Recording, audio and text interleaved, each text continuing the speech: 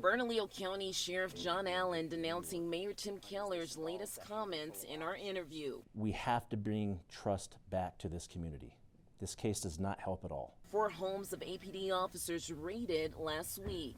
2, if something of that light did come up, I would be apprised of it, and an investigation would take place, and I would have full cooperation with the feds. KOAT speaking with the mayor on Tuesday following the federal investigation into APD's DWI units. I hope, if it's true, these individuals never work at APD or in Albuquerque again. Keller having this to say when asked about the FBI raids. What I'm aware of so far, number one, is this involves a handful of officers.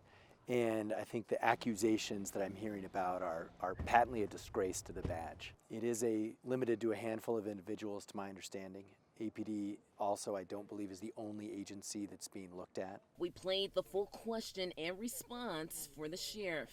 That's a irresponsible statement coming from an elected official. Allen shutting down the specific comments of the mayor telling us APD, I also don't believe, is the only agency that's being looked at. It's a tactic for deflection.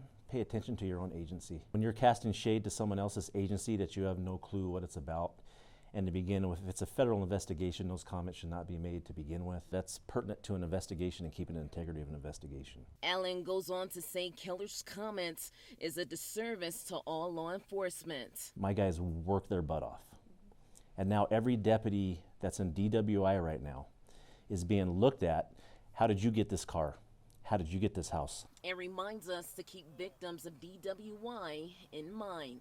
Is everybody as quickly forgetting the victims of DWI, the work that Mothers Against Drunk Driver are doing, and are deflecting blame and not putting the focus back onto what we should be doing as an agency and as law enforcement to begin with? We reached out to the mayor to clarify his comments but have not heard back. Dede Buanu, KOAT, Action 7 News. But we've got some bad